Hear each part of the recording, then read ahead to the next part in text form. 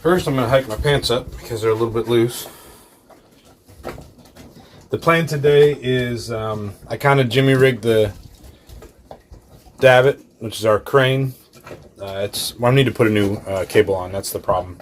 It's just disintegrating. It's coming apart. So I need to make this dinghy as light as possible in order to lift it up. We'll pull the fuel tank, pull the engine.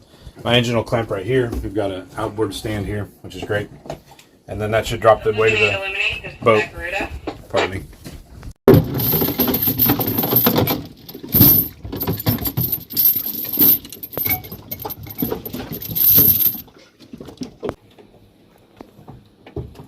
Yep.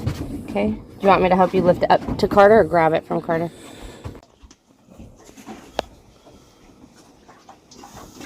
Watch, I got twisted.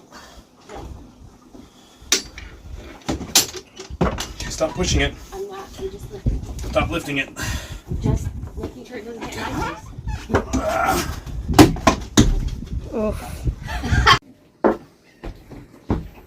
I didn't feel good on my back, I'll tell you that. Getting old. I've been old.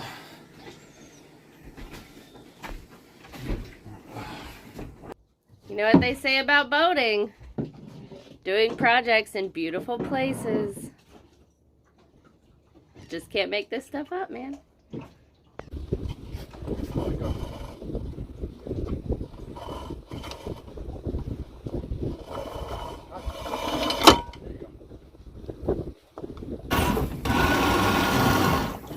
Hey, Dad.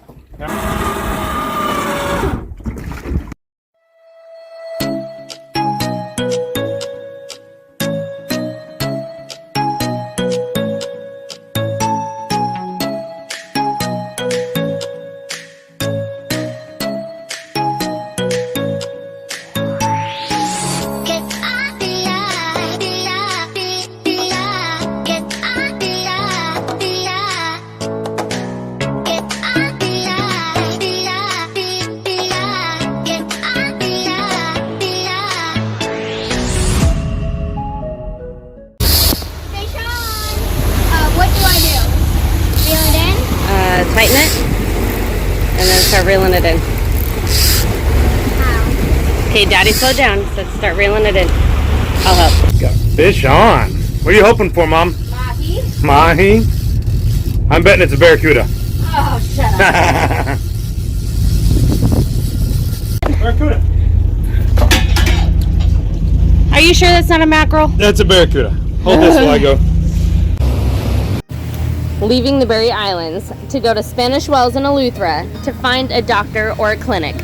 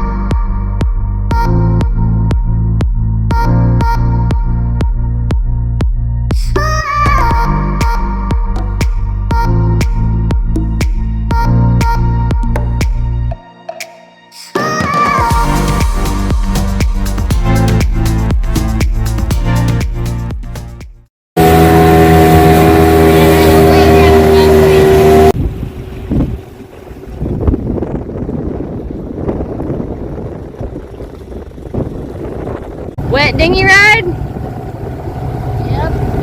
Let's call this type of dinghy ride an Eleuthera. Eleuthera? No chairs. Every time your butt gets wet, it's an Eleuthera ride? No, an Eleuthera ride is a Tuesday sailing ride, but with the wind. Hey, those little sailing vessels right there. Up on the hard too. Oh, there's that giant cleat. I think we can tie to there. Just got into Spanish Wells here, and got a golf cart rental, and we got 45 minutes to find the hardware store that has what we need. They all close at noon because it's a Saturday. There's a fish building.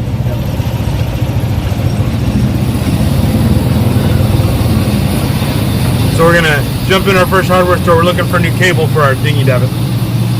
Go ahead, we'll wait here. So the first spot did not have it, so we'll go on to our second spot and see if we can find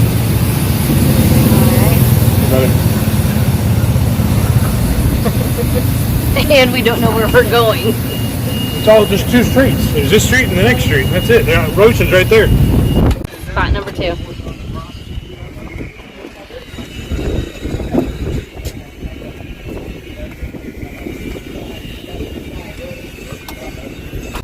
Give it a little, take a little. Yeah, well.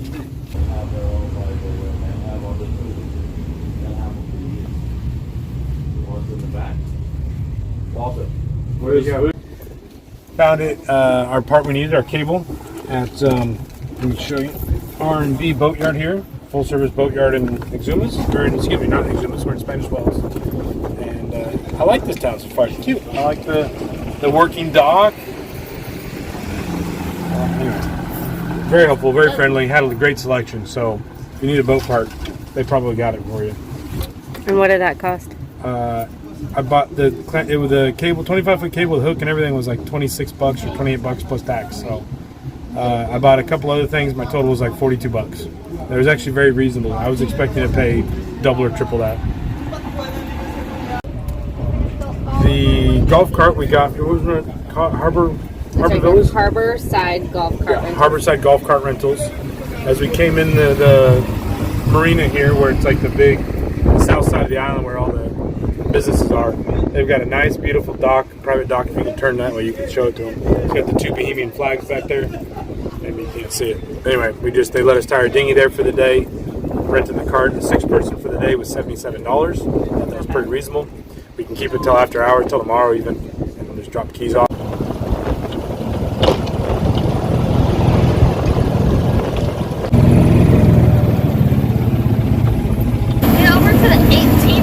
Right now we're at 15th.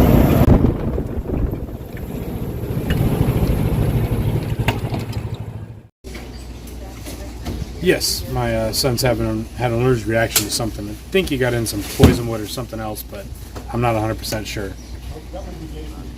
Knapp, K-N-A-P-P. So he's got somebody that'll be down there in 5 or 10 minutes, so we can go back over there. Oh, back to the clinic? Yep. Okay. 4 days ago, I think we were hiking and I ran into poison wood, maybe, because I probably touched something with my hands and then here and everything. But it's either that or sunblock, and I got a little bit of a rash to it. So we had to boat 4 days with nothing but Benadryl and our cortisone cream. And now we're finally here. It's better than it was. And we're here especially. He's coming in to look at me while they're closed because it's a Saturday. They're not open on Saturdays. Needing medical help in the Bahamas is fine. There's nothing hard about it, but we were in the Berry Islands and there's nothing out there. We were on some deserted islands. And so when a rash popped up, you dig through what you have, and we had steroids, Benadryl and cortisone. Yeah, we had Benadryl, cortisone, all that, but we had a oral steroid prednisone from actually the last time we were in the Bahamas, because Caleb had a rash the last time we were here, and we went to the clinic and they gave us steroids.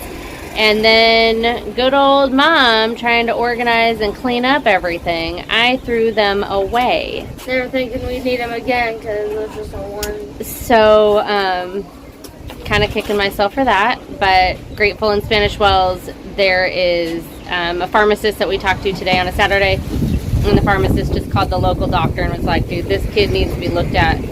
This is day 4. And it's still all over in a rash. So Carter's been such a trooper. He's had to deal with fixing the dinghy davit and everything. And we did do some oatmeal face scrubs, I guess you could call it. No, face cream. They weren't scrubs. Oatmeal face cream. And so I'll show you some pictures of that. It actually felt quite nice. It felt amazing. But hoping that this can be kicked soon and that we'll be on our merry way. You want us to lock this door for you, or you want to leave it open? I figured, aren't you?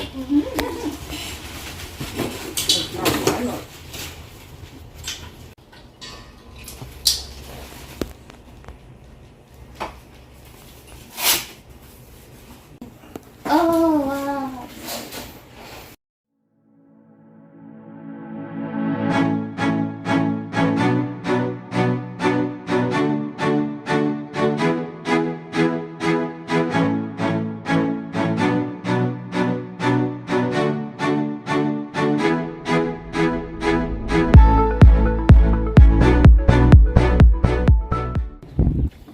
Just made it back to our boat from spending the day touring around Spanish Wells, which, can I just say, first impressions were awesome. Run around town. It was a neat, cute little village, little community. I liked it. I saw some industry. You know, they got fishing vessels, and there's just a lot more going on there than some of these smaller villages, smaller places we've seen in the Bahamas. But so we got to the doctor. The way that worked out is we went to the grocery store, and they had the pharmacist, because it's Saturday here. So none of the doctors, none of the clinics were open. Pharmacist was awesome. He said, he looked at him. He's like, "Yeah, let me call." And he had the doctor's phone numbers in town, so he called the one that was willing to come out and see us. And within an hour of the phone call, we were in the doctor's office getting checked out. Very nice gentleman. Very concerned for Carter. Very just good care. Very thorough. Got us a prescription, so we got some, prednisone for some steroids for him, which is what we figured we needed. And went over and refilled it at the pharmacy, and just all around great experience. Was a little more expensive than I'm used to. Last time we had to do the same thing in the berries, it was like $50 or $75, and then $10 for the prescription. Here, the doctor's visit was $305. But he runs a full-time clinic, private practice here, not a government office, so a little different. But Spanish Wells is way off in the distance there, if you can see it. And it is windy, and we came back in some definitely steep 2-foot, occasional 3-foot chop. Got some airborne with 5 of us in the dinghy. Can I just say, love the new dinghy. That extra foot along the water line just gives us what we need to get up on plane. And in our last dinghy, we would still be out there. It would have been an hour ride instead of 15 minutes, and we would be soaked. I got a little bit wet on the shoulder from about 3 or 4 rogue splashes. I think the rest of the family's dry. Yeah. So. One drop. Our buddy boats are still not even halfway back. Because neither one of them, they got little dinghies, or they got underpowered, or a lot of people. One of them's a family of 6, so. Sorry, guys. If you watch this, sorry. I'm going to run down and help my buddy boaters. They're out there. They're not making great progress. I'm going to grab a couple of kids and help lighten their load. Be safe, please. Go on, Tommy. Yep.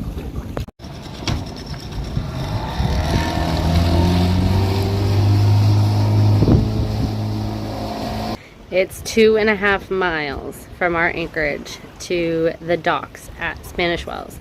So it's a long dinghy ride in 2 to 3 foot seas, and it's like 20 knots of wind straight in your face. So we were riding pretty rough, but because we were up on plane going fast, it was okay. But man, we're watching our friends out there, and they're just getting walloped, and they're just not making much forward progress. So Chris is so sweet to go help them.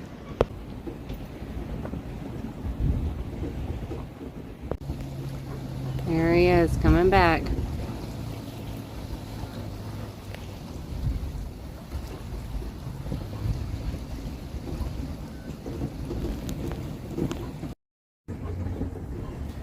Good morning, everybody, and welcome to Talking from our aft. So once again, we want to apologize for being blacked out, but that's it's a just beautiful so view. pretty outside. We have to share it with you. This week, we're going to answer this question. Here. They asked, share your locations of your anchorages in the Bahamas, which spurred kind of, we're going to elaborate. It's a tough one to answer because there's all kinds of anchorages. Right. And we're always moving. Yeah, that being said, everybody tends to anchor in the same areas, and you'll see them out there. It's where all the boats are gathered. And the biggest thing is just how to find them. So let's start with we're going to talk about, currently in this video that you saw, our anchorages where we left Hoffman's Cay Key in the Berry Islands, and we cruised across the northeast channel in the tongue of the ocean, and we got into around, not Staniel, Spanish Wells. So we're going to kind of talk about those anchorages because these videos are a little bit behind. So we're going to show you what we use to find anchorages when we're in those areas. Can you we're take that and turn it around? Specifically. We just push that button and turn it around? No, just hold it up. Hold it. I would prefer that. Sorry, there's so much crap everywhere. I don't want to see my dirty boat. We're good. I'm going to take it off. Okay, so this is an Explorer chart. Which we love Explorer charts. Yep. Spanish Wells, Island of Eleuthera. So if you're coming in, you can see that there's an anchor right there. And there's an anchor right there. And, you know, they don't show it on here, but on Navionics, there's anchors over here. And we'll show you Navionics. But so there's a lot of anchorages that they don't necessarily show. But they've got anchorages in here. That being said, you could anchor out anywhere you wanted right in here. Those numbers are in meters. So you're talking 8 to 12 feet of water. It's sand-based, so you could anchor anywhere. The main thing is you just want to look at your weather. And for Meek's Patch, for example, if the weather's coming this way, then you're going to anchor on this side. If the weather's coming this way, then you're going to anchor on this side, of course, because you always want to be on the lee of the island. So that's the biggest thing to look at for anchorages, is you want to decide I'll put you back in our... what direction is the weather coming from, where you're going to be the most protected. So I hope that kind of explains on the charts what you're looking for. So, but I wanted to say, we reference our Explorer charts, and then we reference our Navionics. And between the two, we look at, well, number one, we decide where are we going to go. We wanted to go to Spanish Wells. And then from Spanish Wells, we decide, okay, where are we going to anchor? Well, what's the weather doing, like you said. And then once you get there, it's very easy because you're like, oh, look, all the boats are over there. So... But that being said, just because all the boats are over there doesn't mean it's necessarily the right spot to anchor. Or where you want to go. Or where you want to go. Right. And honestly, especially in a blow, sometimes you want to be away from other boats. Because they drag. The other thing you need to look at is you need to think about is the holding and what the holding is like. Yep. That's tough to know unless you dive in and look after you set your anchor. That's where we love Navionics, because in those same spots where we showed you on the Explorer charts, Navionics has, let's just do the same thing with this one. Okay, so I'm going to set it down. On Navionics we have the same map, but you can click on the anchorage and it'll tell you the name of the anchorage, and then you just click on it and all this stuff pops up, so you can read information about the holding, the weather, what other people's experiences, what's available, and then you go to the other reviews. And then you can read specific reviews, and that gives you a lot of insight to decide where you want to go. And so if you think yay or nay on that, then you can look at the east side, the west side, you can look over here. And so that's kind of how we form our opinion. So based on all that we see, we choose where we're going to anchor just based on our opinion of what we've read, and other people put those reviews in. So there are other cruisers, other sailors, whatever. And so that's how we choose where we want to go. There's no right or wrong. Oh, there's definitely wrong. There's just these. So that's how we make our opinion of where we want to go. Like a lot of things in boating, you're taking all kinds of information from all different sources, and you're trying to make the best decision, right? Yeah. When we make a crossing, we look at weather, and we don't just look at one report. We look at like 14 different apps, and we make our best decision. And we will look at message boards, what people are posting in Facebook, Bahamas Land and Sea, and other things, and we make a decision and we go for it. Yep. Sometimes it works out well, sometimes it doesn't. Anchoring is the same way, really. Yeah. And we're using the Navionics chart books, we're using the Explorer chart book, we're using our own eyes, right? And then just our experience, our too. Our like, knowledge. Hey, this was comfortable, or no, this is uncomfortable, let's move. Like our knowledge of what the area is. Are we going to have good holding or not? Because a lot of the Bahamas is very similar. Same thing with the Florida Keys. You learn where the good holding is, where it's not, and talk with locals. That's the other thing you can do, right? You can talk with people who have done it before or live in the area. Or another good resource that we like is the Bahamas Land and Sea Facebook group. Yeah, that's a good one. Because they have a great group. Everyone else out there is cruising, or they can give you an idea. Hey, I'm heading down to Eleuthera. What's your favorite Anchorage or whatever? So there's also more specific ones. Resources. There's also more specific ones. Like there's one for Spanish Wells, and there's a secondary one or another one for Georgetown, which are both big spots where people will spend large amounts of time. So you have a lot of people there that have been there year after year after year. They're in those groups, and they're very, very knowledgeable of the area. So if you got questions about what to do in certain circumstances, a lot of times they can help you. That being said, you're the captain of your boat. You take all the information, you make the decision. It drives me nuts when people say, well, so-and-so said this, so that's why I did this. No, you can't blame that person. People can say whatever they want to say. You're responsible for your boat. You're the captain. And that's why I say these are our opinions and where we decide to go based on what we find most comfortable and what we like. So hope that answers that question and elaborates a lot more. Again, thank you so much for watching. Make sure you hit the like button. Give us a thumbs up. If you give us a thumbs down, that's fine. Just hit it twice. And then make sure you hit subscribe and share this with your friends. Thanks so much for watching. And remember, enjoy the journey.